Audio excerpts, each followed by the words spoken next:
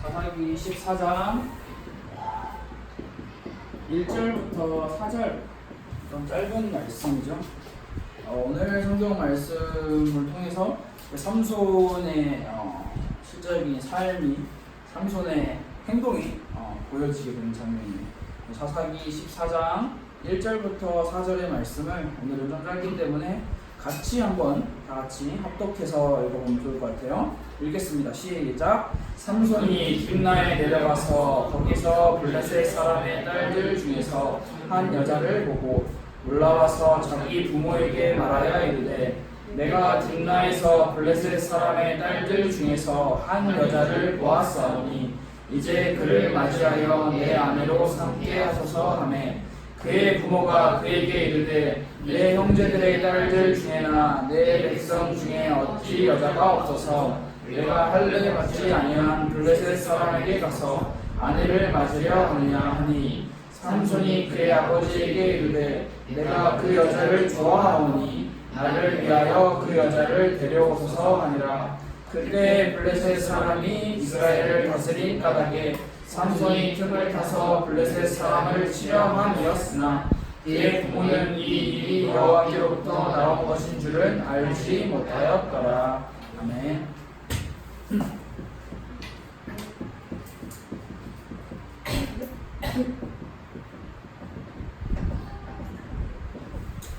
오늘 사사기 14장 1절부터 4절의 말씀을 시작으로 삼손의 활동이 시작되고 있어요. 우리가 꽤나 긴 시간을 달려왔는데, 사사기의 12명의 사사 가운데 마지막 사사라는 장면을 우리가, 이 마지막 사사가 삼손이라는 걸로 우리가 계속 말씀을 함께 나눴었죠.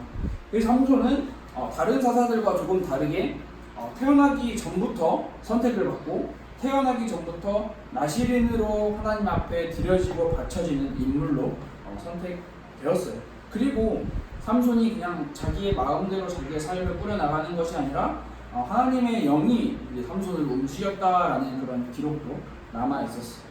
그런데 이제 삼손이라고 하는 인물을 우리가 생각을 해볼 때, 제일 마지막에 나타나는 슈퍼히어로의 모습이라면 무결점하고 모든 문제와 모든 어려움을 한 방에 다 해결할 만한 그런 인물을 우리는 항상 기대를 하지만, 여러분들이 사사기에서 배운 그 사사들의 모습과 이스라엘 백성들의 모습을 잘 생각해 보면서 또 이 삼손을 같이 생각해 보면, 삼손은 가장 흠이 많은 인물로 사사기에서 뽑히고 있는 인물.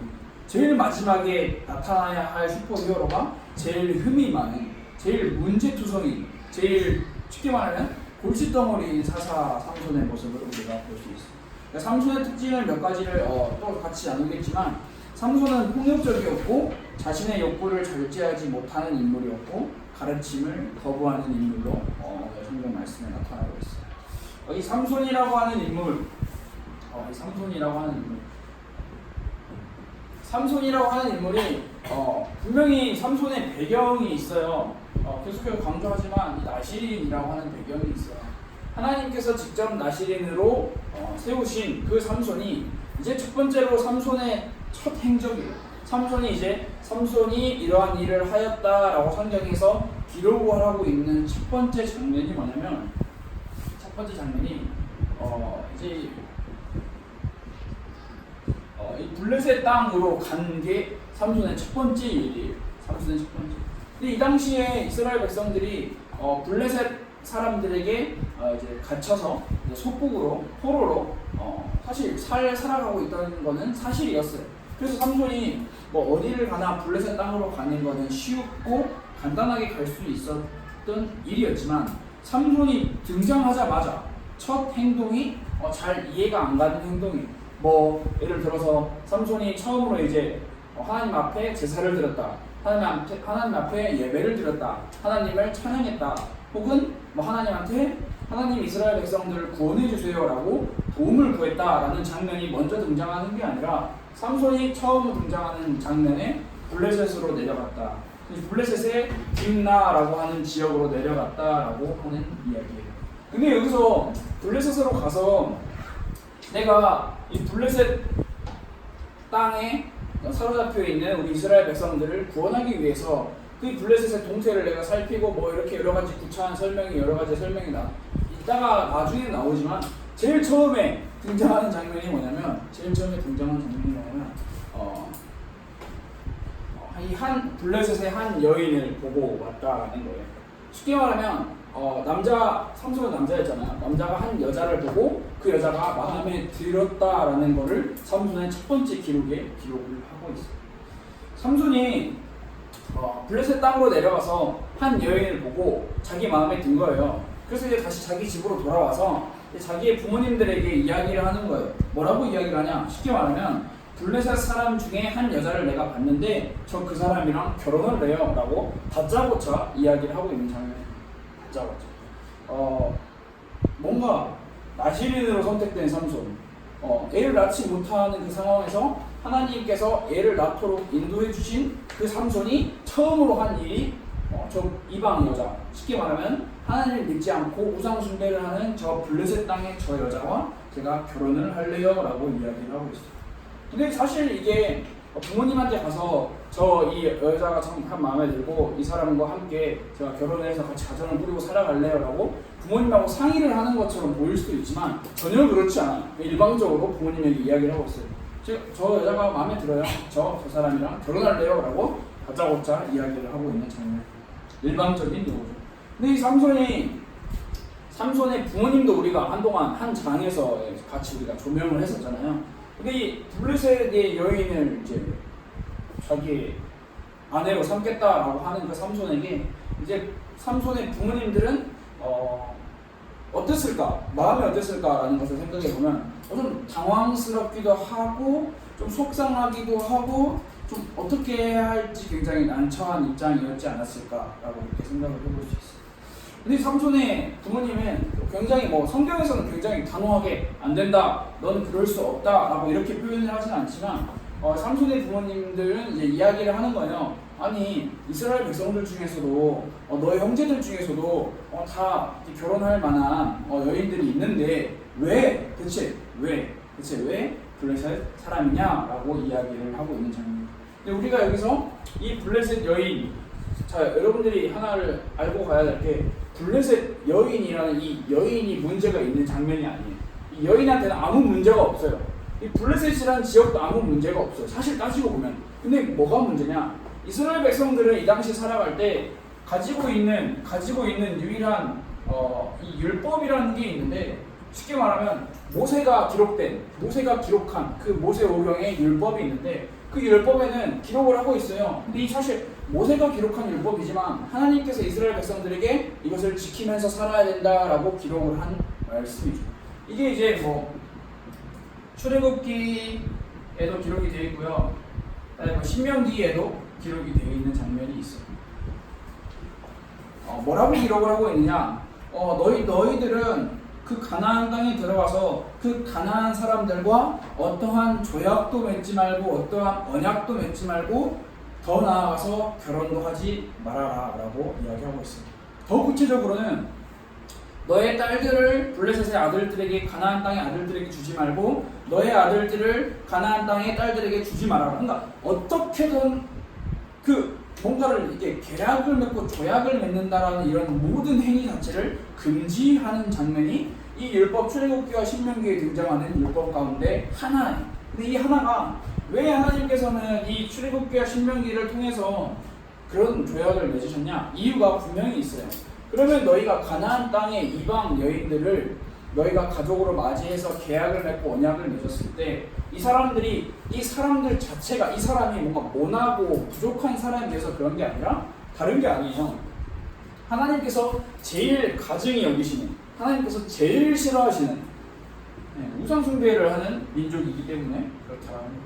그러니까 하나님이 아닌 다른 신들을 섬기는 그들과 너희가 조약을 맺고 계약을 맺고 너희가 함께 생활하다 보면 너희도 분명히 이상 숭배에 물들고 이상 숭배에 젖어들게 되고 너희는 결국 나 하나님을 잊어버리게 될 것이다. 그래서 너희는 전혀 이렇게 하지 말아라 라고 이야기를 하고 있어요. 심지어 삼손이 나시린인데도 하나님만 바라보고 살아야 하는 존재 나시린인데도 이방 여인이 좋으니까 결혼을 하겠다라고 이야기를 하고 있어요. 뭐 구체적인 이유가 있는 게 아니에요. 저는 이 블레셋 여인을 보고 왔는데 이 여인이 아주 지혜롭고 아주 뭐 쉽게 말하면 지혜롭다, 뭐 총명하다, 뭐 두뇌가 뛰어나다, 뭐 여러 가지 계산을 잘한다 이런 개념이 전혀 아니라 딱 한 가지예요. 보니까 이쁜데요? 이쁘니까 결혼할래요. 딱 이거예요. 그냥 너무 심플해요. 여자분들이 생각할 때는 저 남자 잘생겼어요. 그러면 끝이에요. 딱 지금 이 모습을 우리가 볼 수 있는 딱 것입니다. 근데 이 삼손의 첫 번째 행적의 모습이 사사기의 마지막 위대한 사사의 그 모습은 전혀 드러나 있지 않고 그저 충동적으로 자신의 마음대로 모든 것을 하려고 하는 모습이 나타나고 있어요.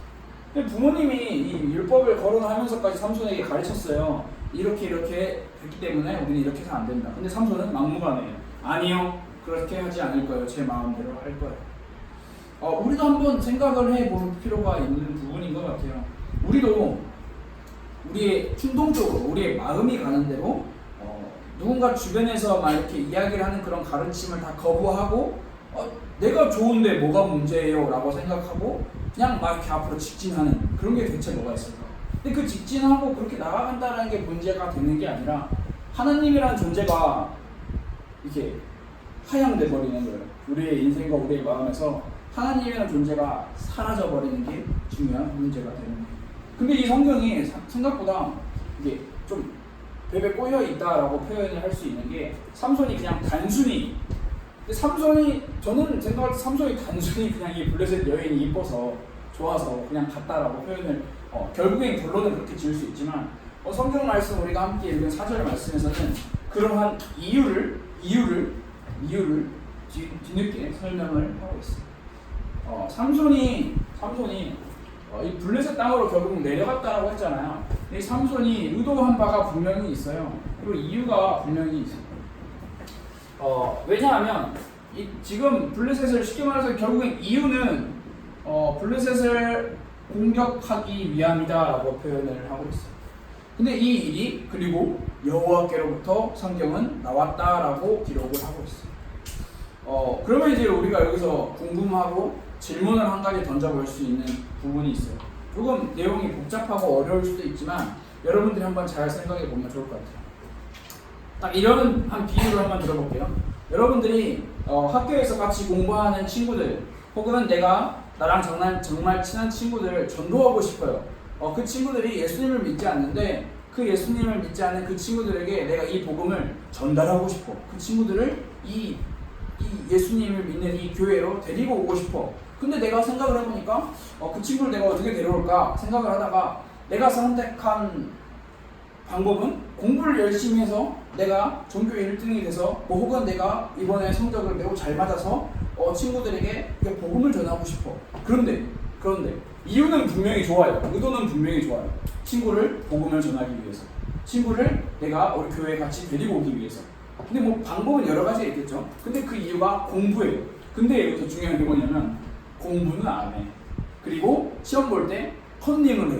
컨닝을 해서 성적이 잘 맞았어. 성적이 잘 맞아가지고 친구에게 복음을 전해. 자, 그럼 복음을 전해서 친구를 데리고 왔어요. 자, 목적과 이유와 의도는 정말 좋아요. 친구에게 복음을 전하기 위해서. 그런데 방법이 맞아요. 방법이 틀렸어요. 방법이 잘못됐어요. 자, 그러면 우리가 여기서 질문을 궁금한 걸 던져볼 수 있는 게 뭐냐면 아니 삼손은 그냥 자기가 자기 눈에 보이는 대로 좋은 이쁜 여자 그냥 보고 그냥 블레셋 공격하려고 하는 그 이유를 갖다 들이밀었어요. 그러면 여기서 우리가 생각을 한 번 더 해볼 수 있는 게 그럼 하나님은 무조건 구원하기 위해서는 어떠한 수단과 방법을 가리지 않고 사용해도 하나님께서는 다 눈 감아 주시냐? 그렇지 않다라는 사실.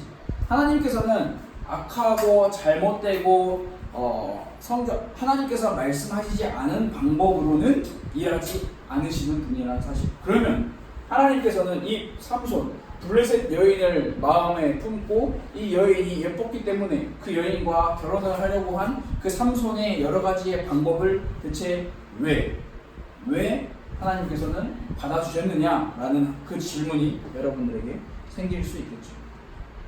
하나님께서는 어떻게든 목적만 이루면 괜찮아, 방법은 아무렇게나 해도 돼 라고 하시는 분이 아니라는 사실을 여러분들이 꼭 알았으면 좋겠어요. 그러면 이 블레셋을 공격하겠다라는 의도와 이유는 참 좋아요.